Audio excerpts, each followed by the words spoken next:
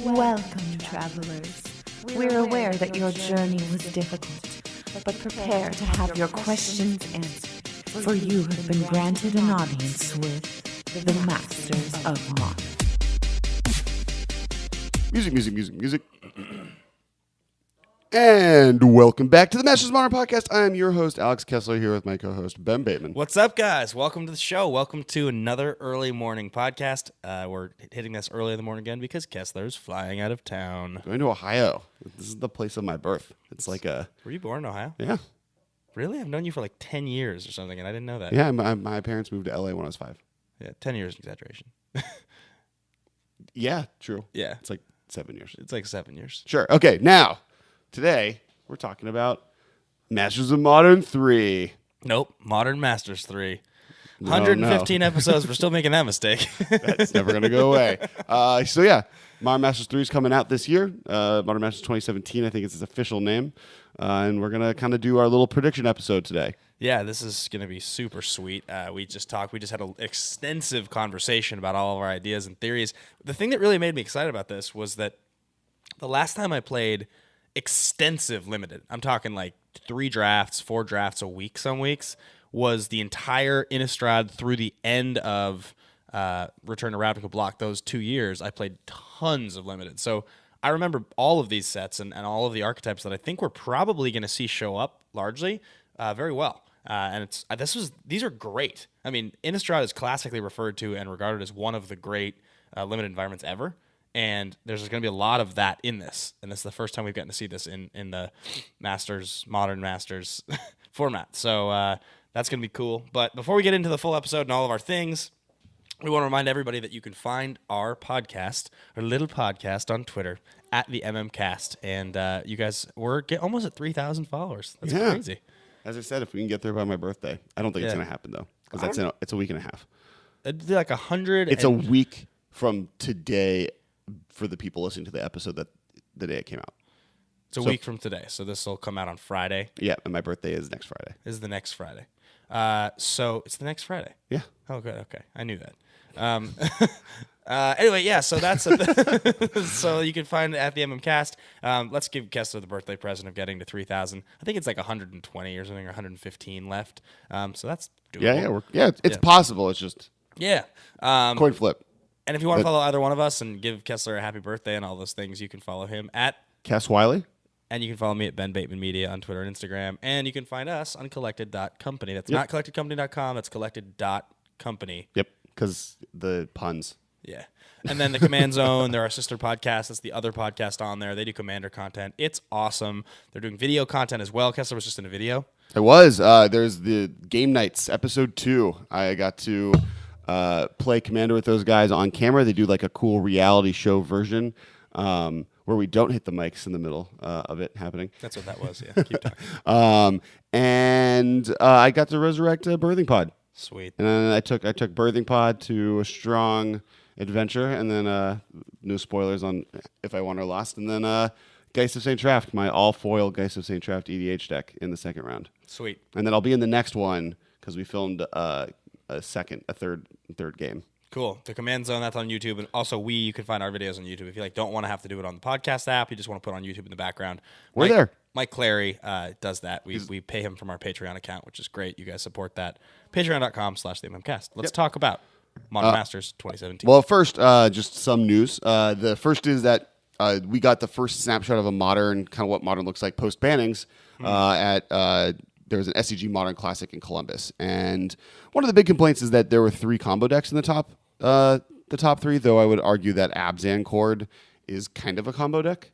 It's like the same thing that we've always talked about, where like with like Township and creatures, you can just go wide. It doesn't really have to win that way. The one thing it was playing that was pretty spicy is it's playing the new green-white uncommon from Kaladesh. The 3/2 with the Revolt? Yeah, that brings things back. So that guy's really good. The mini Sun Titan. Ad nauseum won the whole thing. 3 was Goryo's Vengeance deck. And then it was Affinity, Jund, Grixis Delver, which is sweet, and then 2 Eldrazi decks, with Esper Control being in the top 9.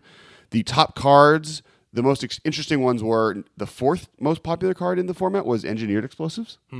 5th was Drowner of Hope. 6th was Reality Smasher. I think they just all kind of were the same. Everyone was playing 4 of them. 8 was Fatal Push. Card's really good. Yep. Card's really good. Yep. So yeah, so that was kind of that tournament. Also, Zack Elsick took at another SCG event that I can't find the list, the top 8 on MTG Goldfish, but he took the Cheerios deck, which is the Pure Steel Paladin, 0 cost artifacts, return them all to your hand, play them again deck to a full-on win. And apparently the deck's super powerful. Seems like a very Zack Elsick deck. Yes. I saw you guys going back and forth on Twitter. I was watching that conversation a little bit. I mean, that deck has always been like the thing that was always holding that deck away from being a tier that was relevant, tier 1, 2, 1.5, was that there was only 4 Pure Steel Paladins. Right. That just like your deck didn't work unless you drew a card that died to everything, and you only had 4 of them in the deck. Now there are 8. And now you have the bounce all things to your hand effect from the last He didn't play it. What? He was just playing Retract. Oh, okay. Which is, I think, just 1 mana for that is a much more relevant. That seems fair. Yeah. Wait, I don't think you need the 4 mana one. Right. Yeah, Retract is good. Cool. All right. Yeah. Well, so that's kind of the modern news of the weekend. Nothing really big beyond that happened. We are earlier than the mothership comes on, so it's possible that they make some big announcement in an hour after we're done recording. The other piece of news is that we got the actual announcement date on Modern Masters 2017. Yes, which is why we're doing this episode. Which is in March. It's like March 17th, I think, is the actual release date of the set. Okay. So that's sweet. That's great. 2 years ago. When's the Team Unified Modern tournament? It's the end of March, like March 31st. Okay. It's in San Antonio. Got it. I hope we can go to that. Yeah. Who would be our third? Who would be our dream third? Hey Corey, stop being good at Magic and come play with us. Yeah. We'd have to figure that out. Probably I would see Josh or Jimmy maybe. That would be fun. They might want to be their own team, so we'd have to figure out. Right. We'd have to convince Josh to play Modern. That would never happen. He doesn't like playing Modern. I feel like we have a better chance of convincing Jimmy to play Modern than Josh to play Modern. Yeah, I'm trying to think like who we could even. I feel like we're like dealing with the upper class and the lower class. We have no middle class. We don't know anybody who's like really good at Modern, but not like insane at Modern. All the people that we know who are pros are like legitimate pros. Like they would. Yeah. They have their own team that's like Team East West Bowl actual members who or like go to the Pro Tour. Or they like work for Wizards now. Yeah. Like, hey Glenn, nope. Hey Andrew, nope. Corey's like, I'm on a team, can't do it. We'll figure it out. All right. So. For those who haven't listened to one of our Modern Masters preview episodes before, the way this kind of works is we do it in kind of 2 ways. One is we go through each of the 2 color combinations and figure out what kind of draft archetypes there's going to be in this set, mostly because that's going to lead you down the path of what type of rares we're going to see. And then after that, we go down and we kind of talk about the mythic slots because there's a pretty ironed out, and they might do this completely differently, and then we'll just be completely wrong, but let's follow the pattern that exists, and they'll do 2 of each color, a few gold cards, a few artifacts in the mythic, so there's 15 mythics. Oh, Eric Whiteitz just came to me. He'll be our third. Yeah. He'd love to. Yeah. That'd be super fun. You can do black-white tokens that doesn't... We'll see. He would just like it, I think. Yeah. Let's do that. Okay. All right, so back to what we were talking about. First, let's go through kind of draft archetypes. So for those who don't know, there are 10 color combinations: red, green, blue, black, white, green, black, green. You blue, green, red, white, black, white, blue, white, red, black, blue, red. When did you come up with this? Those 10 colors? Yeah, how'd you come up with that? That list? Yeah. So the way I do it is I start with one color. So I started with green, and then I wrote all the color combinations with green, and then the first number I start with was red, green. I then do all the red ones, and then... Did you like look at the back of a Magic card and start drawing lines between the colors, and then yeah, all of course. connected all the lines, and you counted the lines? So many lines. All right, this joke's over. Let's keep going. So first, let's talk about red-green. The important things with this set to remember is the new 2 sets are Innistrad and Return to Ravnica. Both of them were extremely popular draft formats. Well, Innistrad's considered one of the best ever. Yeah, the new blocks. So you have six total sets between those, as well as some M sets. Yeah. So M14, M13, and then you have Innistrad, Dark Ascension, the third set, which is called Avacyn Restored, Return to Ravnica, Gate Crash, and Dragon's Maze. Now, of these sets, the weird one is Avacyn Restored because it's not officially connected. It's not on theme with anything else. Well, it was drafted on its own. Yeah. It was triple Avacyn Restored. So the other ones all were part of a traditional like 2-set or 3-set thing. Well, kind of RTR Black was also weird, but they both linked together with Dragon Maze, so they feel more connected with each other. And obviously they're on the theme of each of them have 5 of the guilds, and there's just 10 of them, so they're different. Well, Right, and Avacyn Restored is like strange. For instance, like Soul Bond is a mechanic that only shows up in Avacyn Restored and doesn't play with the other things because it didn't ever get drafted with them. So it worked when it But that's a mechanic that like you can have 1 or 2 cards that have Soulbound and be completely fine. I mean, like beyond the fact that you have too many keywords maybe in the set, like that mechanic isn't like I still don't think we're gonna. We talked about this before. I don't think we're gonna see Infect as a strategy in this set. Yeah, it's fair. I think that it involves your deck being too insular into one direction, and I think, to be totally honest, Infect cards, other than maybe Inkmoth Nexus, which I don't think we can't not see. Like I think they can just reprint that in this set. Most of the Infect cards are not that expensive. Like the actual Infect archetype cards. Like the problem with that deck is like the lands, Noble Hierarch, Right. Inkmoth Nexus. Yeah. Inkmoth Nexus is the one that maybe they'll reprint, but I don't. As I said before, I don't think you need that card to be Reprinted? no reprinted alongside an Infect archetype. Because that's one of the few mythics, or not mythics, but that's one of the few chase rares in Modern we haven't seen a reprint yet, right? Sure. It's like one of the only major ones. Yeah. And I think the reason I'm saying you don't need it is if you have any type of proliferate strategy, which I guess last set would have been the one to do it in. If you have any type of pump for a different archetype, which I think we'll talk about possibly existing here. I don't know.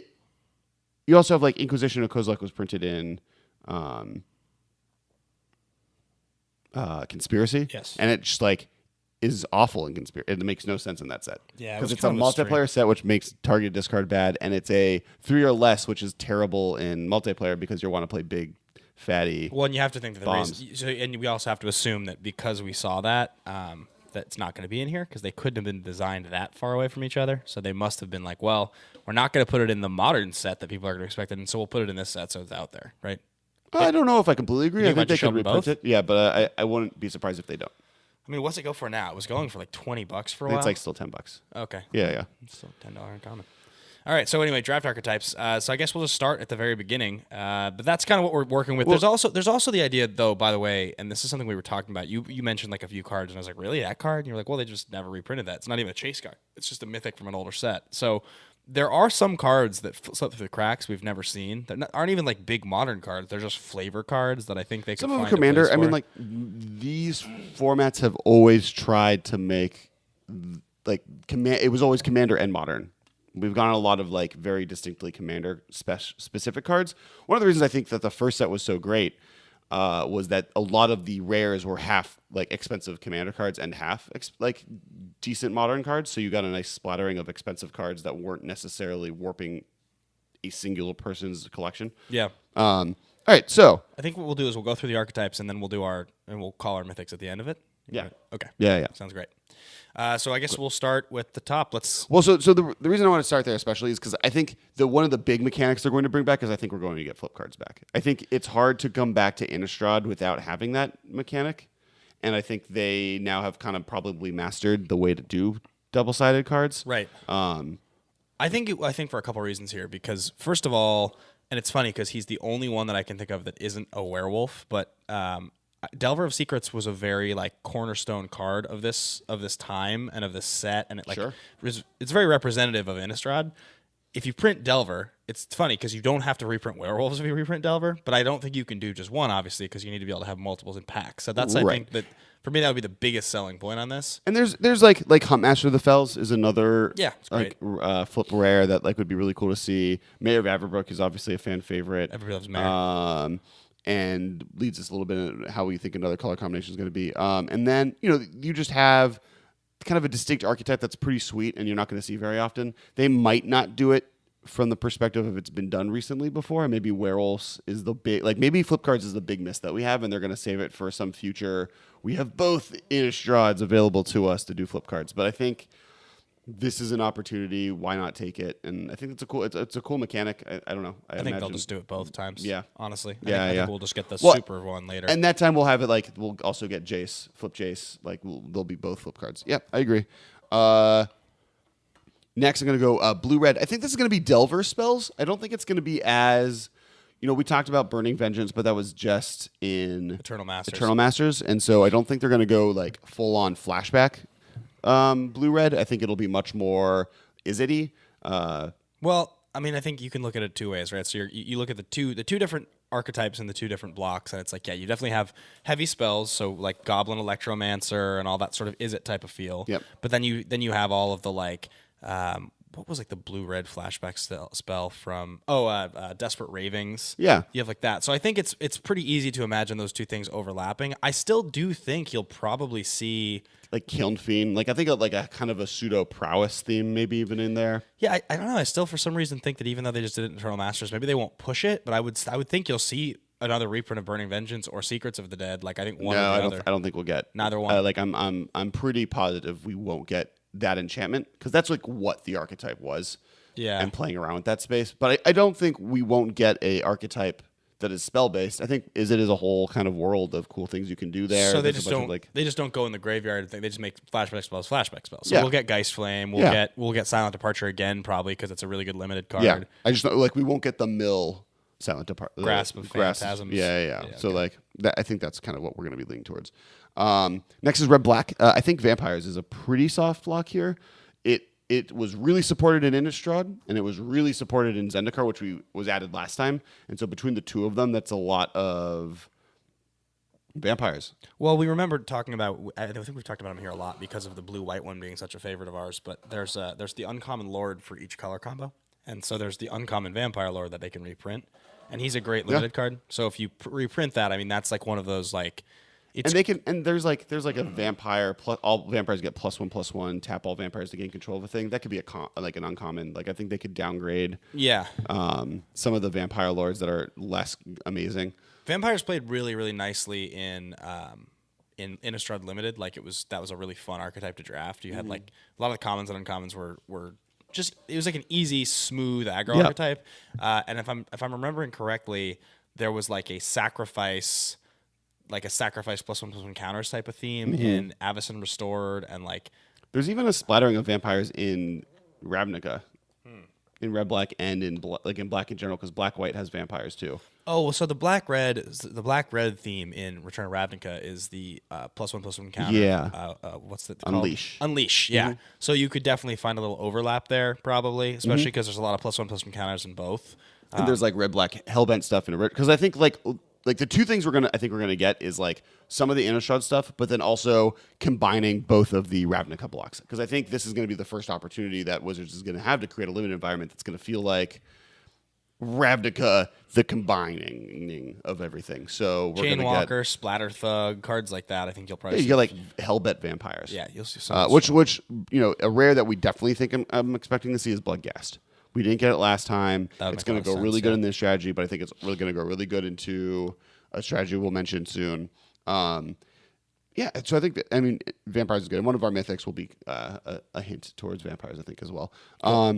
Blue-white control, I think. There's just like some of the better removal. You have the Azorius theme of what Azorius is doing, which is a control deck. I think you could remove, Supreme Verdict would probably be a rare. Yeah. The blue-white O-ring.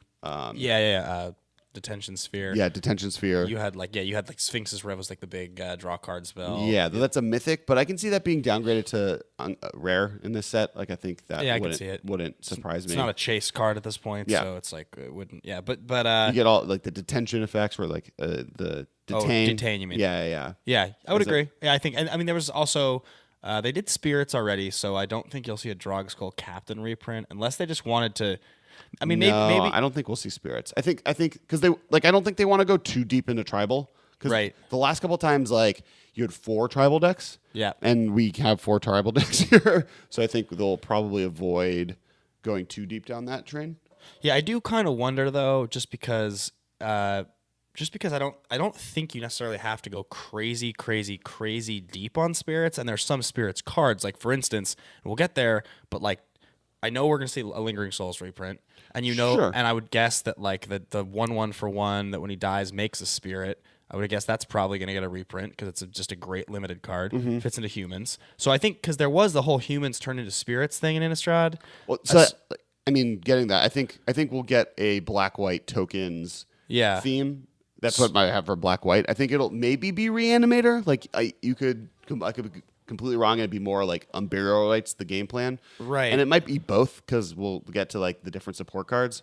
But because black-white tokens fit so well with like humans archetype that fits so well with the sacrifice archetype that might be in red-black that, I don't think they want to do full-on spirits again.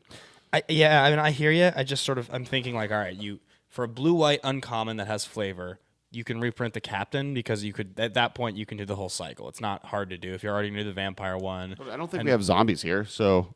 Oh, yeah, I guess, so maybe you're right. Maybe they'll just print the one. But I was sort of just thinking, like, what's the card called? Geist Honored Monk? Was that the one? That's like a great limited rare. Everybody loves this card. It was a total fan favorite in the set. I think you could definitely print that as a... But it makes 2 white spirits. Well, but, I mean, like, who cares? Yeah, okay, you're right. You don't like those spirits are still strong if you have a token theme. Intangible Virtue is probably going to be an uncommon. I could see it. Yeah. That more like Intangible Virtue is kind of more what this deck will be trying to do. Not spirits. Yeah. Which are just like, then you can have other tokens. Spirits are like a secondary theme. Yeah. So yeah, tokens or Reanimator in black white. I think Unburied is still possible. I think that is probably going to be printed in it either way. Yeah. I think that it as an alternative game plan for some of these 3 color combinations is probably a good idea. And then they reprint gifts just to be spicy. That'd be fun. That'd be sweet. And you could just gift. You could just I get think gifts. they might just do that. I don't like we didn't get gifts last time. We got it the first time. I think they could bring gifts back. That seems awesome. Just so you could gift rights in limited. Yeah, oh. Seems great. They had Kiki Jiki literally in limited. You can do gift rights in limited. That's crazy. Especially because like I don't see Elishnorn coming back. No, seems unlikely. All right. Red white humans. So this continues kind of like the circle of red white black white red black. Right. Well, where it's like this will be the pseudo aggressiveness. Yeah, it's kind of odd because thinking about the aggro between the 2 sets, you had like red white battalion. I think was like gate crash. I want to say. Yeah, I guess. I want to say red white will be more battalion-y and green white will be more human-y. And they'll be kind of a little Naya crossover with the 2 archetypes. Because in red white you had, or in Avacyn Restored, you had the whole like crew and striker and the like the 2/1 with haste that gave something something can't block, and you had like the 3/1 Keldon whatever, it was like a 3/1 for 3 that did damage equal number of humans you control. There was and Lightning Mauler. You had like a bunch of red white cards that were super. There was the 3 haste 1/1s. Right, yeah. And human tokens. Well, but the thing with the reason green needs to be in this conversation is because werewolves are all green. Right. So if red green is werewolves, red white, which are half humans, half werewolves. If red white is just straight up battalion aggro with a small human theme, right, and then white green is like human token themed. Like I think you have a nice little. One thing I'm kind of curious about is, do you remember how many? So there was all the guild mages. There was one for every color combo.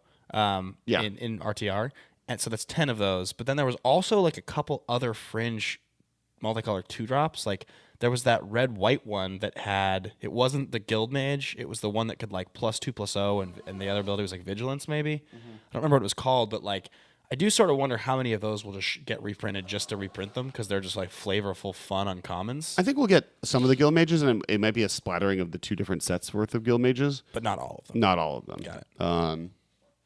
Yeah, I don't think it'll be a full cycle. But they don't like doing full cycles in the set. Like I don't think we've ever gotten a full cycle. The dragons are the only full cycle, and it was like no one was happy about it. I'll bet you in red white we get not only do we get both of those 2 mana red white cards, but I'll bet you we also get a reprint of Madcap skills. I'll bet you it shows up just to be. Yeah. I think that would be fine. It was a swingy limited card that was like not fun for a lot of people, but also then you have people that swore by it. So the power level is also high, and it's something they might like people doing. I can see that. Blue-green Merfolk seems pretty straightforward. A little underwhelming to me. I feel like Blue-green Evolve is like more what I would call it because I can't think of that many Merfolk.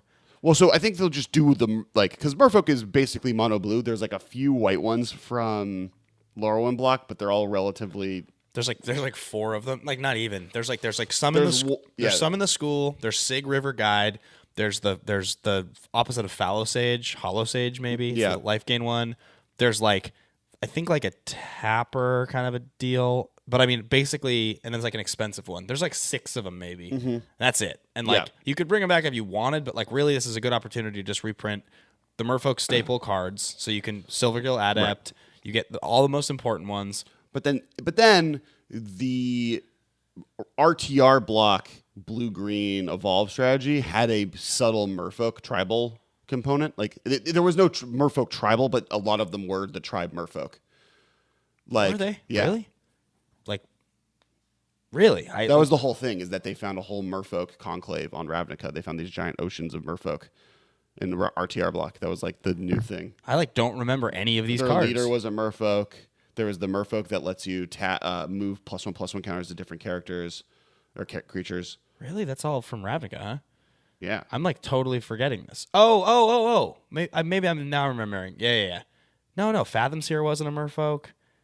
I'm looking it up. But Anyway. the other thing is this could just be blue-white. Like, Right. our blue-white deck, like, archetype is not. I think Merfolk needs to come back, though. I think, like, You need a all the place Merfolk cards are all, like, weirdly expensive uncommons just because they haven't seen printing since Shadowmoor Laura Windblock. Yeah, I mean that's definitely the reason that we're talking about that is that and not even that, but just like all the lords, like everybody from like Mara Regery to Merfolk of the Pearl. I guess Tridents. there's only 4 Merfolk.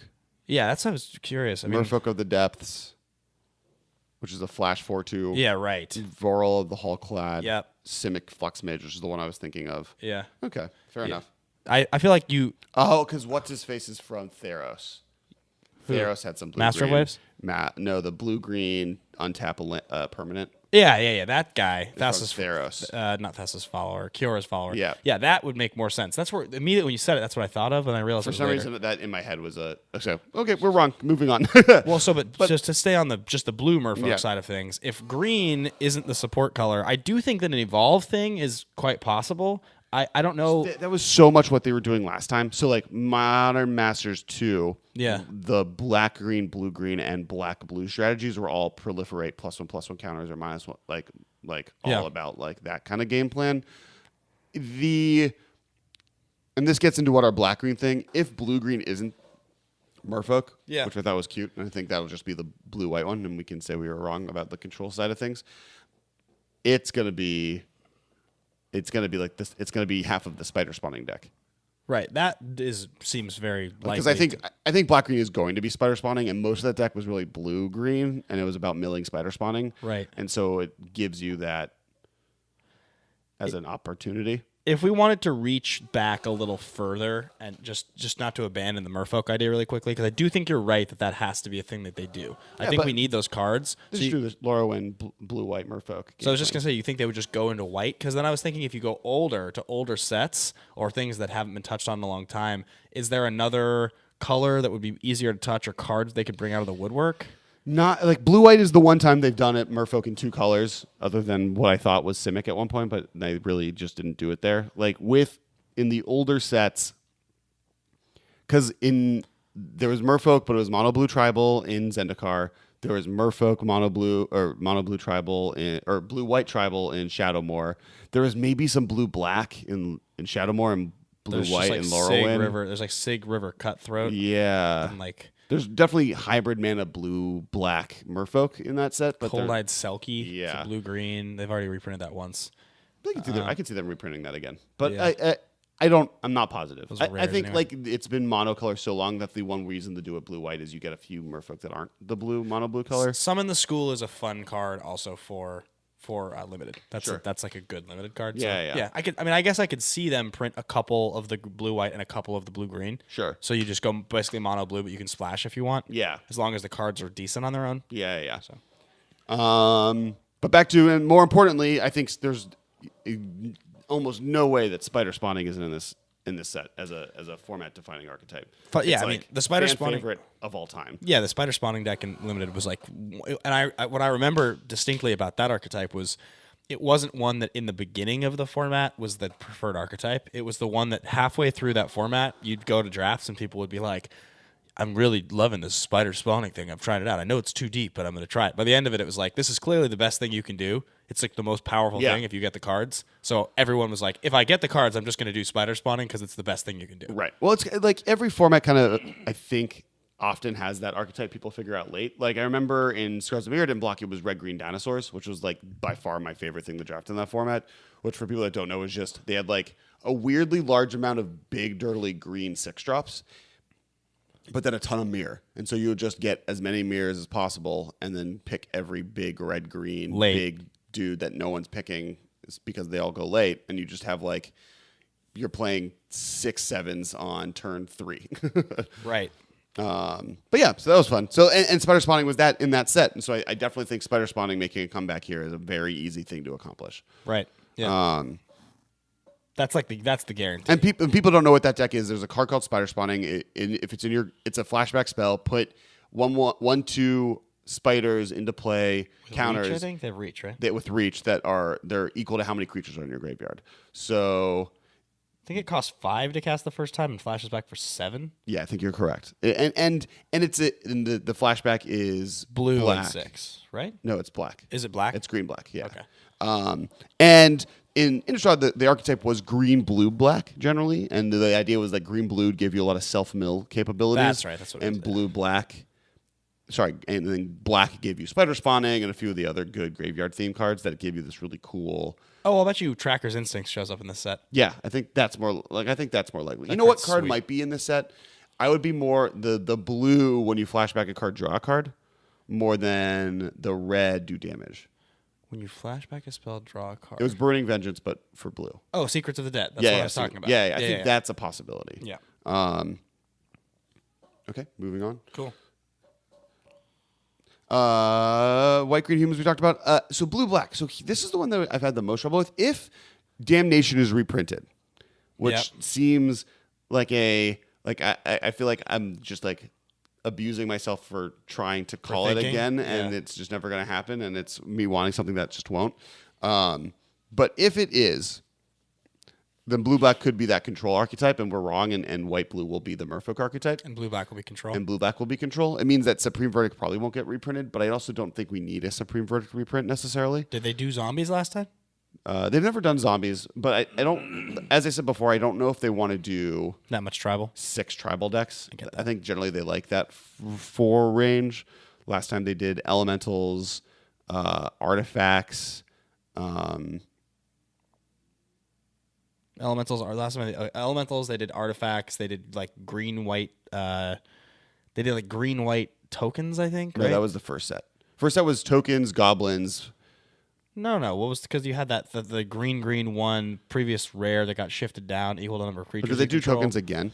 They did it last time. Yeah, they Okay. totally did. Yeah. And convoke. They did convoke last time in green white. Remember that? Yeah.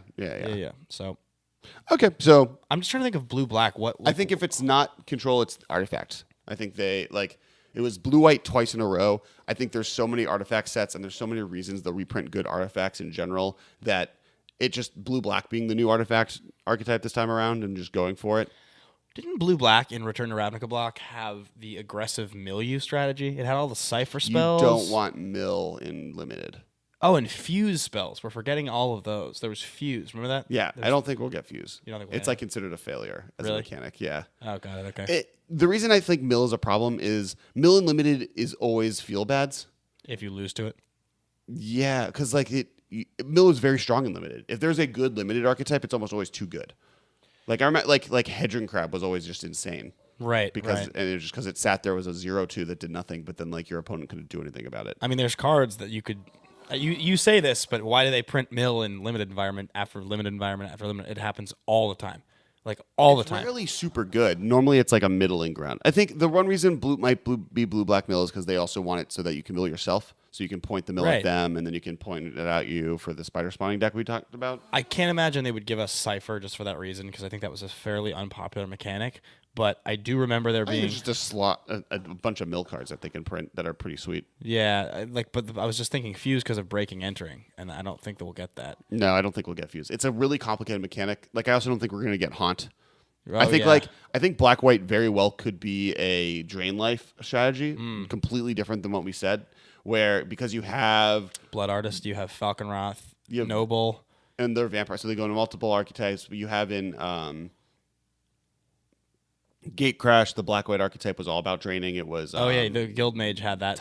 not tithe. Extort. Extort. Yeah, That's extort. that's a great Its archetype in original Ravnica was all about kind of draining one life at a time. Kingpin's Pet and all those cards. And just haunt doesn't really work, but that archetype works, so it can completely go in that direction. Yeah. And with blue black, yeah, I can see it being I would love it not to be artifacts. We've gone artifacts so many times that it'd be cool if that wasn't really a theme here. Yeah. I would be actively annoyed if blue-white was artifacts for a third time. Another affinity sort of take. Yeah, like I don't think we need it. That's fair. Especially with Kaladesh, I'd rather them wait to bring that back until we have Kaladesh under the Modern Masters banding. I mean, that's going to be like 4 years. Yeah. Right? 4 more years? 2 sets. Take 2 breaks from artifacts. We got 2 in a row. We can take 2 years of break. Wait for Trump to be out of office to bring back artifacts? Yeah. Perfect. All right. And then red-green werewolves we talked about. Blue-black, white-green. White-green, I guess, we talked about a little bit as humans. I think tokens is another thing, though they've done it already. That's the problem with proliferate is like we've already gotten the white-green token theme. Some of the things you're talking about where you keep saying they've done it already, I'm like, yes. But at the same time, I'm also like, think about like most limited environments. Most limited environments in most sets, there's a token strategy. Almost always. Like, Yeah, but it's in black-white now. Right. Okay. Or like most of the time, like I can think of few limited environments in the last few years where there hasn't been like a semi-prominent +1/+1 counters theme because like again, it plays really well in limited. It just tends to be a thing. So like I think you could easily just like pick one, choose one. Or same with artifacts. Like that not in every environment because not every set's an artifact set, but like for them to you say like if they do it you'll be annoyed. Like I think an artifact sub theme you can come up with one from a set and put it back here, and maybe it's not in blue-white. But with humans, like humans was such a big part of green-white in Innistrad. Right. And part of that was because if we're saying werewolves is going to be the strategy, which seems very likely, they automatically give humans a huge tribal bump. Right. Because all of the werewolves are half human. And I think the set draft archetypes that seem the most fun or seem like the least done before of the RTR plus original Ravnica blocks are the ones that are likely. And then I think from Innistrad, you want to look at things that are either very popular in that set, like werewolves, spider spawning decks, self-build decks, or look at vampires, or look at where's the hole between those two sets. And I think humans. Like I think they've done tokens before. The token strategies have definitely been too strong generally out of those sets, anyways. Like it was literally referred to as a mythic rare if you got the green-white guild mage out of RTR block. It was like one of the 3 best cards in the entire format, including it, Pack Rat, and right. That card was nuts. Yeah, so like both of those were like, oh, I just win if I have this. Right. Yeah, that card was totally unfair. I agree. So, like, I'm a little worried about proliferate. Maybe it'll show up a little bit. I think we might get some of the mono white proliferates if black-white is token themed. You mean populate? Populate, yeah. Sorry. Yeah, the skies, the 3 mana and the white 3 make 2 birds populate, or make. I think it maybe was make a bird populate. But I think like getting the 1-drop when a human enters the battlefield, it gets a +1/+1 counter will be in the set. Like you have a few different cool human cards you can throw in there. Yeah, that's fair. And the human stuff. Like maybe they'll throw in the Soul Sister stuff, maybe to mess around with that space in green-white. Like that's the other archetype that I can see, like a green and they just reprint green-white life gain. And they reprint Norin the Wary in a set just for fun. I'd love to see Norin the Wary in a set in general. He's so silly. They've never he blinks away and he comes back. He's so afraid. They haven't brought back level up, have they? No. I don't know. There might be enough cards for that. I mean, there was enough in one limited environment. They'd have to bring a lot back. I think you would want level up to be in a proliferate environment, I would think. Or maybe that's too strong. I don't know. I kind of didn't realize you could level up proliferate counters. You could proliferate level up counters. You could proliferate anything. That's crazy. Just the same as... Good to know. Yeah. Okay. So that's kind of the archetypes. Now, I want to get... This will be a little bit quicker because, maybe we're wrong, but these are kind of the cards we think that'll be going to be reprinted. The mythics? The mythics. Yeah. So the first I want to talk about is red. Red is the hardest. So explain really quickly because this is not something that everybody knows. There's an actual system here. There's an actual number that they do for each color. Like this isn't for the longest time. I mean, I never thought about this. It makes sense when you realize it, but when it was explained to me that there's only going to be this many mythics on color for each color in a set. Yeah, that's how they do it. There are generally 15 mythic slots. We're likely going to get 16 or 17 because flip cards have their own sheet, and so that'll be a separate mythic. But generally, there's 2 in the last 2 Modern Masters, and in sets in general, there's normally 2 mythics of every color, and then a splattering of gold and artifact cards that fill in the rest. Especially in Modern Masters because there's so many powerful gold cards in Magic history. So the problem is that red mythics, from an iconic standpoint, are very far and few between. Basically, have Kiki Jiki. and Comet Storm. Yeah, right. Inferno Titan, but Inferno Titan, like, and the problem is the few that are like somewhat classic have also been known to wreck limited environments. Like Inferno Titan just like is bad for limited. I mean, any mythic you print, you can't really print it with in mind this is going to be in limited an unfair card because you just don't open them that often. Like you sometimes do. Do you not? I mean, I remember both M12 and M11 with like Inferno Titan being in it, and just like the person who got an Inferno Titan automatically won whatever tournament you were in. I mean, I kind of agree, but that's versus like Primeval Titans is reprintable because Primeval Titan in limited is fine. It's a big 6/6 trampler that does very little because once you get the 6 mana in limited, who cares if you get land? That's fair. Like I think that's the issue there. Same as Grave Titan. I think the Titans are just kind of too powerful. They're like format warping. I was just thinking if you could breed the blue one or the white one. White one's really Sun good Titan would limited. be sweet. It is really good limited. Sun Titan would be maybe the one I'd maybe give them, but white's not a hard. Like red is the color that's hardest. The cards I have here, one of them is from Innistrad, which is Past in Flames. That makes a lot of sense. It's a $10 to $15 card. It'll go down after that. Storm took another hit, but like it'll go within any kind of red spell deck because you can get all the spells. Like it'll be kind of playable, while also just being vaguely iconic. And it's a red mythic that is a deck that sees play in Modern consistently important card. The other one, and this is the reason I have a big maybe next to this, is because Skred Red didn't win anything until after the set would have been probably locked in. But Skred's been around for a while. This is a fan favorite, Koth. But see, so I agree that there's a chance they'll reprint Koth, but here's the big question. Why not Goblin Guide? I still don't understand why that card still isn't a guarantee. I don't think Goblin Guide will be mythic. You think they downgrade, or it was always a rare? It was always a rare.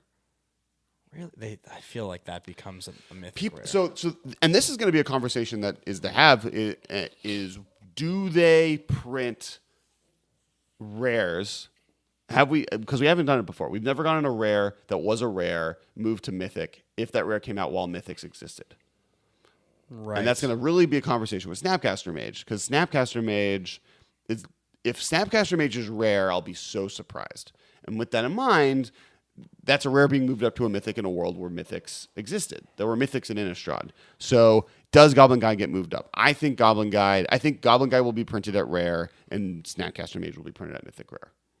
Interesting. So you think they'll do it in one instance? I mean, Snapcaster Mage is $42 median price right now. Mm-hmm. So it's a lot lower than it's been. It's down because of the reprint likelihood. Yeah, I mean, if they reprinted it rare in a set like this, that's such a fan favorite, popular, really heavily open set. That's not. I mean, that statement you made is wrong. It won't be really opened. These sets don't get really opened because they're expensive. Because they don't print that many. They only do one, maybe 2 print runs. I think if Snapcaster Mage is a rare, it drops the price probably into the mid 20s, low 20s, and it stays there for quite a while. But I think if it's mythic rare, I don't think it does anything to the price. Which at $42 is fine. I think that's It's one of the chase cards. It's like in the Modern. Yeah, I think like the Bitter Blossom was moved up. Like they've moved cards up at this. They didn't have mythic rares in those sets, so it's complicated.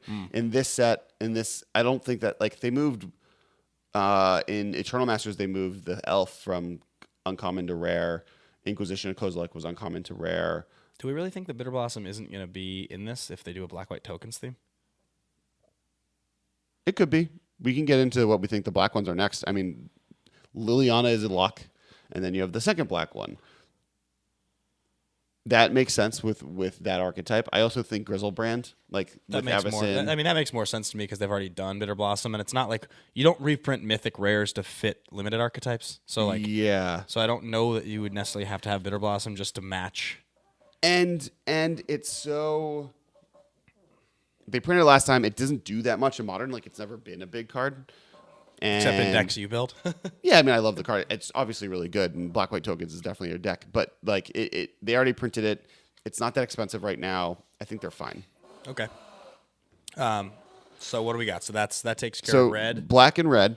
Blue, Snapcaster Mage. And then the other one is there's 2 kind of slots. One we were thinking was Consecrated Sphinx, which I think is really cool and flavor flavorful. perspective. It's really People powerful love that limited. card. It's really sweet. It's a staple in Commander, which I think Commander will get some bones out of the set. And then the other one was Tamio. The original Tamio, the 5-mana one, yeah. Because some of this set is basically an advertisement for what's going on right now. like in the last Mar Masters, it was a basic advertisement for Shadows over Innistrad, for Battle for Zendikar block. Like there's the whole Eldrazi theme was back because we're going back to the Eldrazi world, everybody. Right. So like I think we're gonna both get some Amoket like hints of Nicol Bolas stuff, and we're going to get a ton of references to Shadows over Innistrad and Tamio, and I think that's where, I think Tamio being printed makes sense there because it's a continuation of that character. She's expensive. She's popular in Commander. Like, I think she's a pretty safe. And they normally have a few Planeswalkers, and Tamio and Koth is kind of a cool combination. Yeah, I think Tamio feels more likely to me at this point than Consecrated Sphinx. You just kind of resold me on Tamio. I mean, Sphinx is super fun, but it's kind of like you can... Like it doesn't flavorfully tie into the story at all right now, and you can put Sphinx in a lot of sets. I think Tamio in a set like this, sure, you want those mythic planeswalkers. Like, it's just a little more exciting. Yeah, I agree. It's not a more exciting card. I don't really know what I'm saying. I think Tamio is more likely. So, all right, that's the blue ones that we think. Green Tarmogoyf. I'm pretty sure we both kind of think it's coming back. Yeah, I mean, the price on Tarmogoyf is still in the high 140s. Right? Yeah. I mean, I think it's still at a point where it's like you can't really miss the opportunities on this card because I think players getting to the format are still just like, I can't really play green decks unless it's an Elf deck without this card. I just need this card. Yeah. So if you're telling me the barrier to entry is $600, then I need an opportunity to get that card. Right. To open one. Yeah. You know? And I just think that if they don't take this opportunity, where else does this card get reprinted? Right. Standard. Yeah, I mean, I think all of this would be the only mythic to see 3 reprintings in this set, or in this series of sets. Yeah, but I agree. You don't need Vendilion Click reprinted. Nope. You don't need Dark Confidant reprinted. Nope. You don't need Kiki Jiki reprinted. Nope. But I do think because the price on this hasn't really changed, even through it's gone down. reprintings, It's $50 less than it was, and it would be $200 at this point if they hadn't reprinted it the amount of times. What they've done more with these printings is prevented it from going up.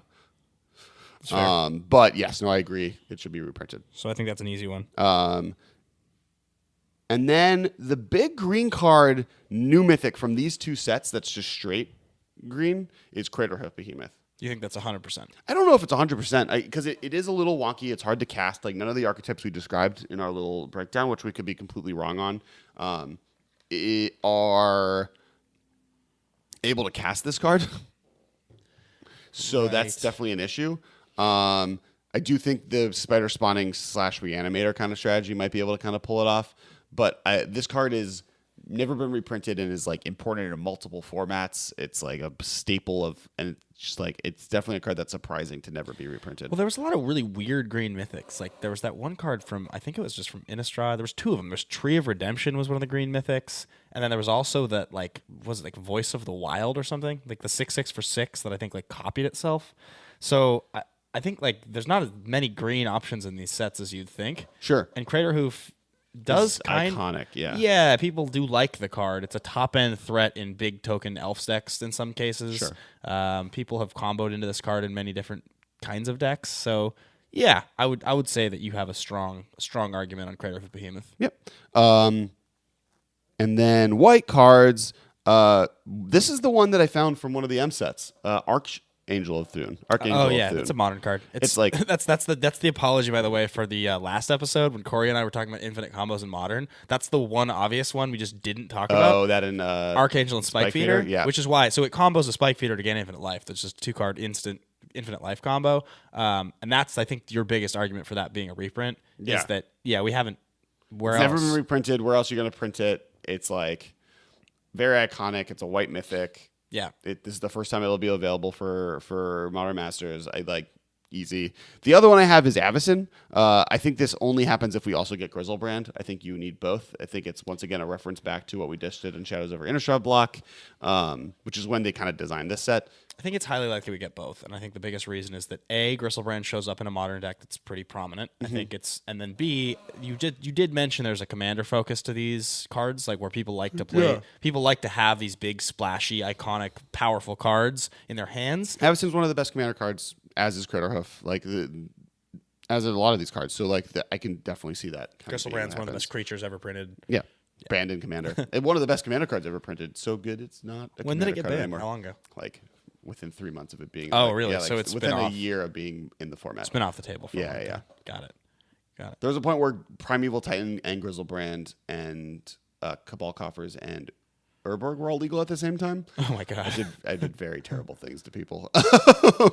All right, so moving on to gold. Other than that, like white, like maybe the Angel Miracle card. We didn't really talk about miracles, but miracles could come back. I mean, the only miracle cards, there was three flagship miracle cards. There was Temporal Mastery, there was Entreat the Angels, and there was Bonfire of the Damned. Yeah. And I guess if we were dead wrong about something here, the other red mythic that we missed could be Bonfire of the Damned. Correct. That's a real possibility. Bonfire of the Damned is unfortunately a horribly swingy limited card that makes for really unfun limited environments. Right. That's my worry about it is like it's a card that doesn't make Magic fun. Right. Like, they kind of consider it a little bit of a mistake. Not a big one, but yeah. I mean, and then other than those three, you're dealing with Vanishment, Banishing Stroke, a bunch of cards that there's are the burn miracle card. Thunderous Wrath. Yeah, I love that card. But yeah, there wasn't that many miracles printed. There was actually like 9 or something like that. Yeah. There's the 2 green ones. The one that puts the 4 counters distributed evenly. The other one that's +6/+6 trample and lure. But yeah, I mean, they're all of them are swingy for limited. Yeah. And you don't have enough of them to really support an archetype. Sure. So I kind of think it's not what we're gonna get, but I guess it is possible. So let's move on to the gold and artifact. So the gold, there's some like easy ones. Like I think Huntmaster is like a lock. If we're going the werewolf route, we're doing double-sided cards. Huntmaster, but like they're gonna have one mythic one, and it's Huntmaster versus Garrick. It's gonna be Huntmaster. Garrick doesn't see any play in Modern. Huntmaster sees a ton of play over Modern's history. It's an obvious kind of easy call. I'm not even worried about it. The only way it's not in the set is if there's not double face cards. There will be, and I think it will be. Next is Voice of Resurgence. That's a lock for me. Yep, that's a pretty easy, obvious thing that needs to be reprinted in the format. It's like the only expensive card out of Dragon's Maids. I think so. No, it is the only expensive card, unless like some random card went up because it's good now but wasn't then. Yeah, I can't think of a single other card from Dragon's Maze that's worth money. Cavern of Souls. That's Avacyn Restored. You're right. Yeah, but Cool. that's a lock for. Yeah. Well, I don't think that'll be mythic. I think that'll be a rare. Really, it's really expensive. That's like the exact type of card they don't want to be mythic. iconic. Like it's like They want it, yeah. a role player. I think that's fine. Which is hilarious because when it first was printed, it had the same problem, which was like people were like, this is really powerful and seems to do way too many things to be at rare, but it's also just like kind of feels like it's just jammed in the set to counter magic. Yeah. Kind of like Great Stable Slag or a card like that, where you're like, this is obviously because Fairies is being printed, so we just need this to exist. Yeah. Anyway. Yep. But back to Mythics. Olivia as the red black one. I think that's safe. Yeah, especially if vampires are the archetype. But it'll be Olivia or Watch, and we're gonna get the spoiler, and they're just gonna be like, haha, Rakdos return, because and like that. I wouldn't be surprised if it's just like, sorry, we're giving you one wonky card because we don't want to give you all the things you want. That they do that in all the sets. Where like one of the slots is just like, really, like Comet Storm. You guys couldn't come up with something better than Comet Storm. That's what we're getting in a red mythic slot.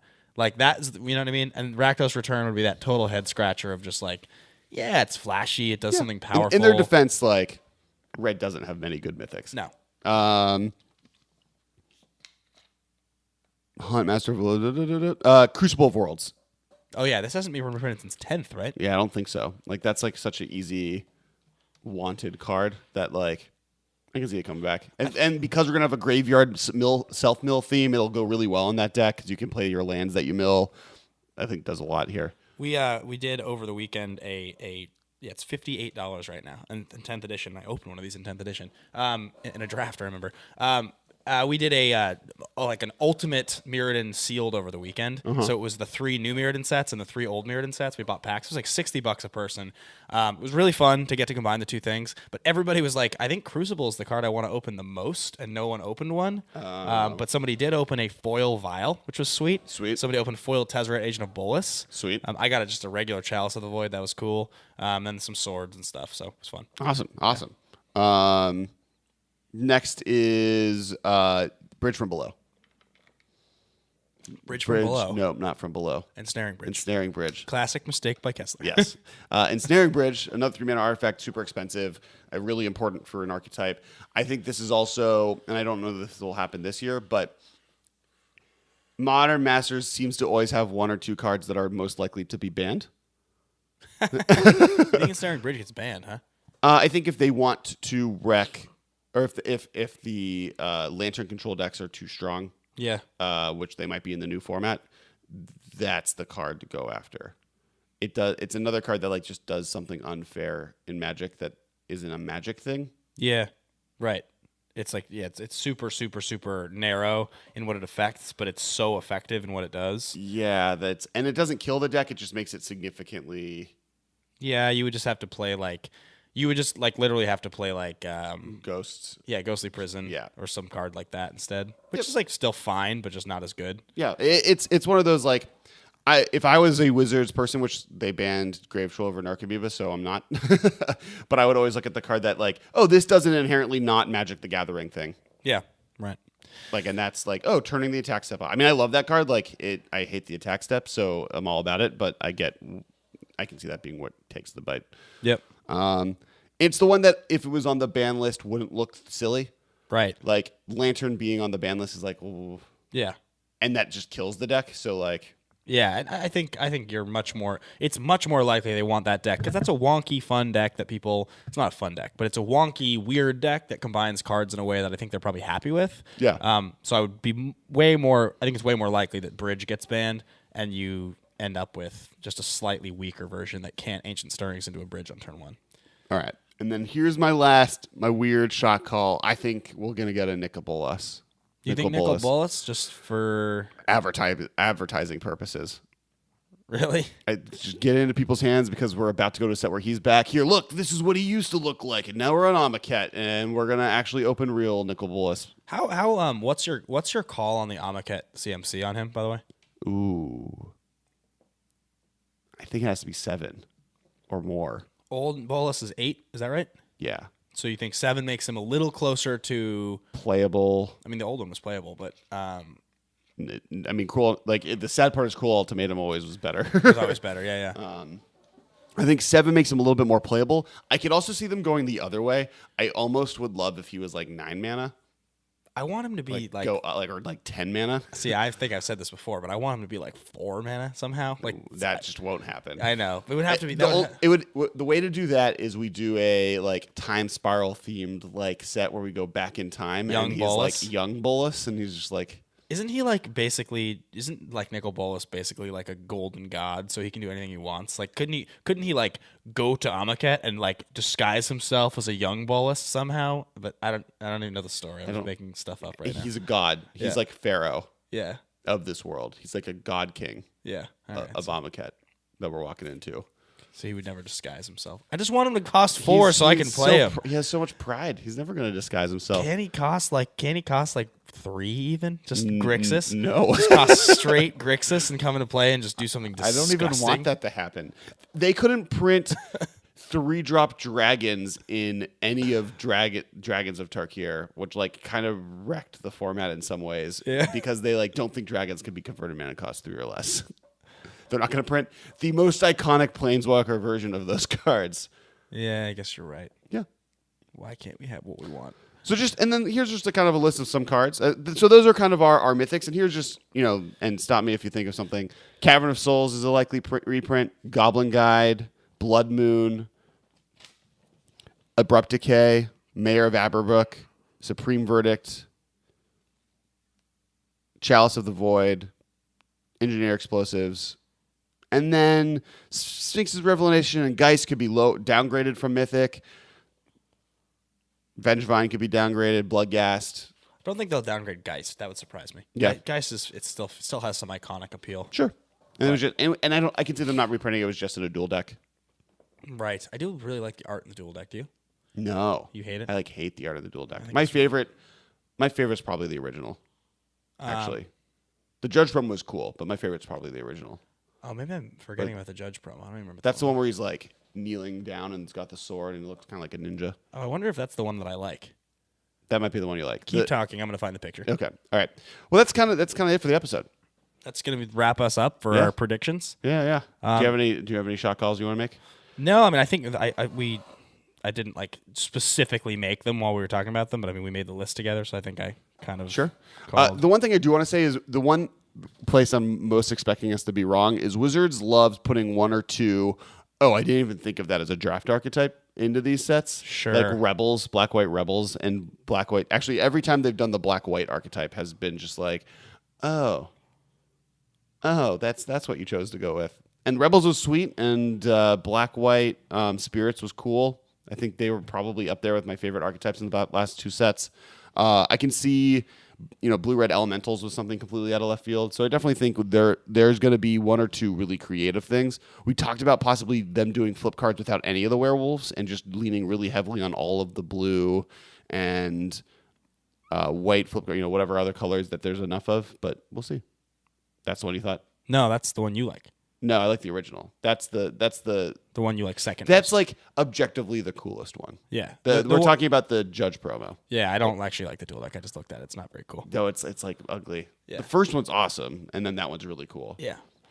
If I didn't have a foil version of the first one, I probably would have went on my way to get that one. Yeah. But I have a foil version of the first one. Yeah. So And I feel like that card's not your favorite card ever, like it sort of once was. I feel like it's lost its luster. it's lost a little bit of its luster. Yeah, because you could never find a way to make it work in Modern. That's why. Yeah, like hashtag Team Geist is sweet and all, but it's just like I don't like attacking. It's like a thing I don't like doing. I like, and Geist is very much about attacking. Right.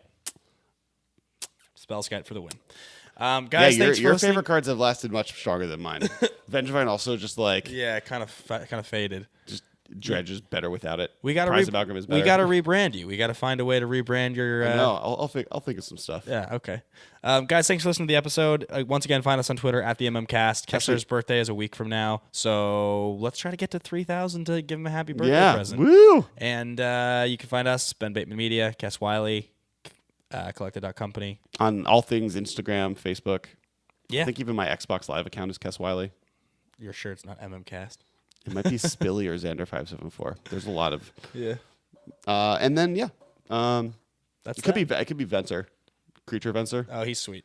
I throw him in decks when I shouldn't more Yeah. than probably any other card. He's really sweet. Other cards of yours that I feel like always make it: Trinket Mage, Delaria West, Engineered Explosives. These kind of all work in the same deck. Engineer Explosive is more off of Ancient Ruins, Academy Runes. Academy Ruins. Yeah.